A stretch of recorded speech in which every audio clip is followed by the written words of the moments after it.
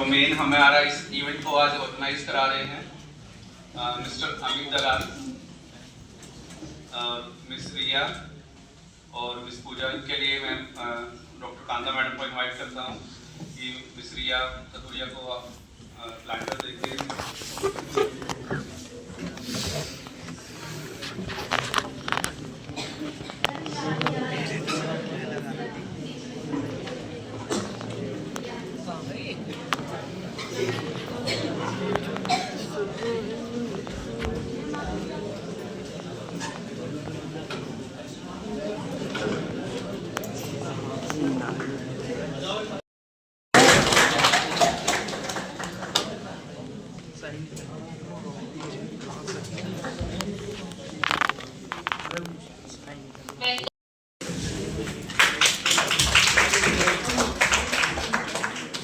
मुझे पढ़ाने में मजा आता है, मैं वही काम करूंगी जिसमें मुझे इंटरेस्ट आता है, तो मैंने उसको चूज किया। तो सबसे इम्पोर्टेंट क्या होता है आपका सेल्फ डिस्कवरी। मतलब पहले जब आप अपने करियर की शुरुआत करते हैं, आगे आने वाले करियर की प्लानिंग करते हैं, तो सबसे इम्पोर्टेंट होती है आपकी अंदर से अपनी सेल्फ डिस्कवरी, सेल्फ इंटरेस्ट, आप क्या करना चाहते हैं। एक बार ये चीज क्लियर हो जाएगी तो आगे एनालाइज किया जाता है। अब जब मैं ये चीज रेस करती हूँ तो मेरे पास सामने से सवाल आता है कि मैम यही तो नहीं पता, मैम मुझे यही तो नहीं पता कि मेरा इंटरेस्ट एरिया क्या है, मुझे क्या डिस्कवर करना है, मैं करना क्या चाहता हूँ, मैं करना क्या चाहती हूँ। मैम मुझे यही तो समझ नहीं आ रहा। यही समझ आ जाता तो फिर मैम प्रॉब्लम ही क्या थी। तो आप सेकंड स्टेप एनालाइज करिए।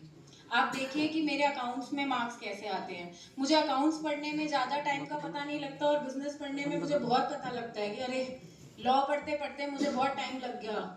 हर किसी का एरिया होता है और कईयों को लॉ पढ़ने में, कानून पढ़ने में बड़ा मजा आता है। अच्छा अब क्या, अच्छा इस केस में क्या हुआ था, अच्छा ये जजमेंट क्या थी। तो वही इंटरेस्ट एनालाइज। सबसे पहले अपने आप को सोचिए कि आप नेक्स्ट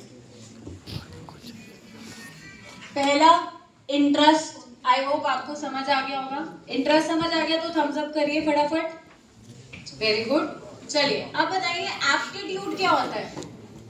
एप्टीट्यूड एनीवन? बिल्कुल। क्या हर किसी का अपना एक एप्टीट्यूड, अपना एक स्किल लेवल होता है? तो इंटरेस्ट भी देखना है। सबसे पहले मैंने क्या बोला, डिस्कवरी। अपने आप को डिस्कवर करिए। मैम यही तो समझ नहीं आता, एनालाइज करिए, समझिए अपने आप को, अपने साथ एनालाइज करिए कि इंटरेस्ट कहाँ आ रहा है और अपने एप्टीट्यूड पे काम करिए, अपने स्किल्स पे काम करिए। तीसरे नंबर पे है पर्सनालिटी। पर्सनालिटी कैसे इंपैक्ट करती है आप बताइए।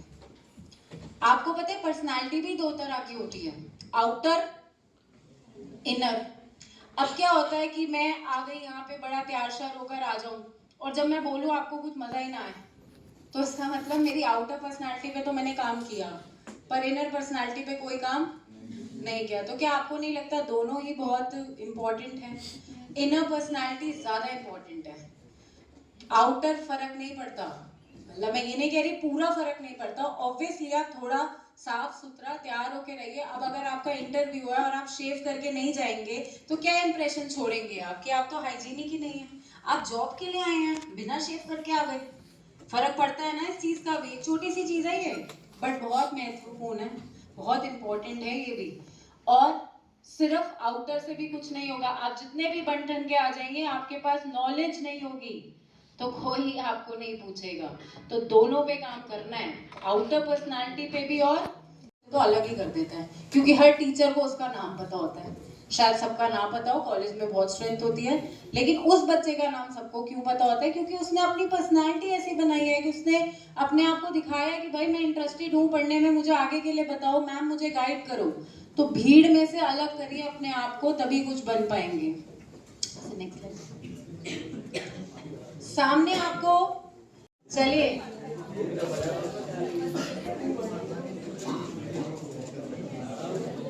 चलो तो लड़कियों की जीत हो गई फिर से। बॉयज में से कोई आना चाहेगा खुद से?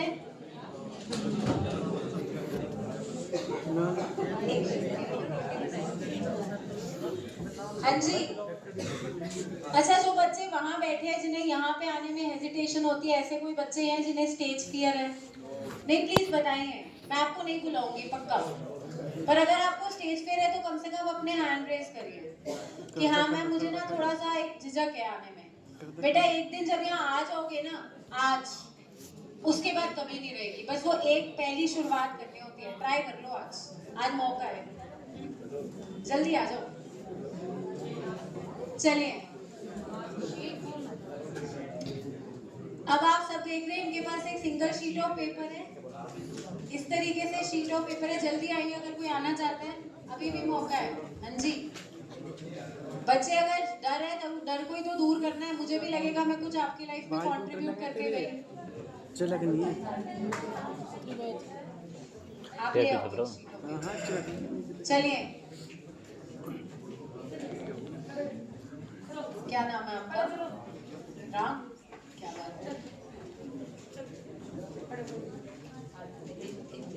चलो, और तो गाइस सेमिनार खत्म।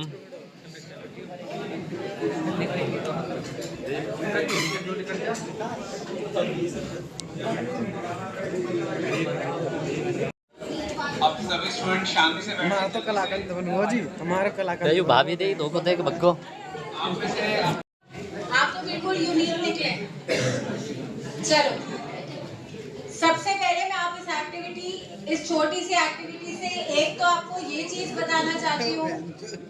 हाँ जी, मैं आपको ये चीज बताना चाहती हूँ कि ये इस एक्टिविटी से सीएस का क्या रोल होता है और रियल लाइफ में इस एक्टिविटी का क्या इम्पैक्ट है। पहला, अगर हर कंपनी को इंस्ट्रक्शन दिया जाता है तो भी सबका रिजल्ट अलग आता है, क्योंकि इंस्ट्रक्शन देने वाला बहुत इंपॉर्टेंट होता है। इंस्ट्रक्शन किस तरीके से दिया जा रहा है वो भी बहुत इंपॉर्टेंट होता है। तो एक कंपनी में एक कंपनी सेक्रेटरी की पोजीशन बहुत इंपॉर्टेंट है, क्योंकि कंपनी सेक्रेटरी ढंग से गाइड करेगा तो फिर गड़बड़ नहीं होगी। अब रियल लाइफ पे आते हैं। आप सबको पता है आपको लाइफ में क्या करना है, पढ़ाई। आप सबको पता है कि करियर में कुछ बनना है, कुछ अलग करना है लाइफ में। लेकिन प्रॉब्लम सिर्फ इतनी रह जाती है कि रिजल्ट सबके अलग आते हैं, क्योंकि हर किसी को इंस्ट्रक्शंस को ढंग से फॉलो करना होता है। अब आते हैं मेरे क्वेश्चन पे, गलती क्या थी स्टूडेंट्स? गलती क्या थी?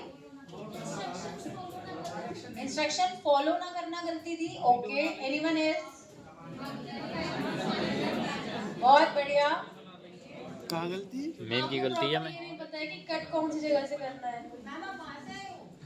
अभी इन्होंने मुझे बोला था मुझे स्टेज फियर है, और आज ये स्टेज पे आके बोल भी रही है, तो पहले इनके लिए तालियां हो जाए।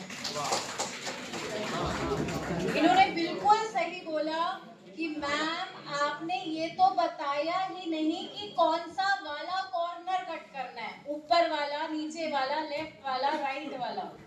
तो बिल्कुल सही कहा इन्होंने। और मैं इस छोटी सी एक्टिविटी से सिर्फ यही बताना चाहती थी कि जब तक इंस्ट्रक्शंस को प्रॉपरली दिया नहीं जाएगा तो ऐसे ही आप लोगों की एक्टिविटी फेल हुई।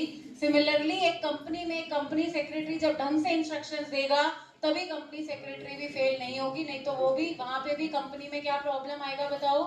कंपनी भी लॉ को फॉलो नहीं कर पाएगी। और सिमिलरली अगर आपकी रियल लाइफ में भी अगर इंस्ट्रक्शंस देने वाले हैं और अगर आप उसको ढंग से अडॉप्ट कर ले तो आप भी कभी फेल नहीं होंगे। Thank you very much. With this I and my activity. Thank you.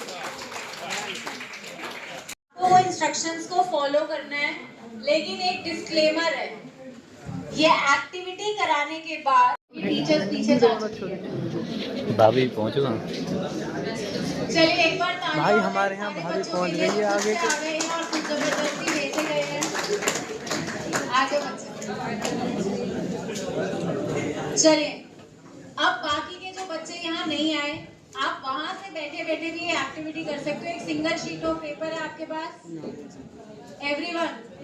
क्या आप एक शीट ऑफ पेपर आपको दिख रहा है? आप सबके पास है। जिन्हें नहीं आना आप वहां से भी कर सकते हैं। इस तरीके से है कि अपने पेपर को 3 बार फोल्ड करिए। अपने पेपर को फटाफट फोल्ड करिए, अपने पेपर को फोल्ड करिए और कट कर दीजिए कॉर्नर। अपने पेपर को फोल्ड करिए और कॉर्नर से कट कर दीजिए। कौन तो करना? ए कहीं एक भी कौन कौन से शीट को कॉर्नर ओपन तक करिए। करना? यहाँ तक रुको रुको रुको, कर दे। ओपन कट कर दिया। कट। सब अपनी शीट ऐसे दिखाइए, पहले फोल्डेड, कॉर्नर कट होना चाहिए, कोई भी कॉर्नर कट होना चाहिए। चलिए, क्या हम शीट को ओपन करें? ओपन कर। चलो सारे बोलो 3 2 2 1 ओपन करो। क्या सबका कुछ अलग अलग आ रहा है? दिखाओ ऑडियंस, क्या कुछ गड़बड़ है? दो कर दिए। देखो किसी की एक सर्कल है, किसी का 2 सर्कल है, किसी का एक कट है, मैम का एक सर्कल है, उनका साइड डिजाइन आ रहा है। ये क्या हो गया? इस छोटी सी एक्टिविटी से मैं सीएस का रोल बताना चाहती हूँ आपको। आँख बंद की तो मेरी। चलिए अब ध्यान से सुनना। वो देखो उनके तो बिल्कुल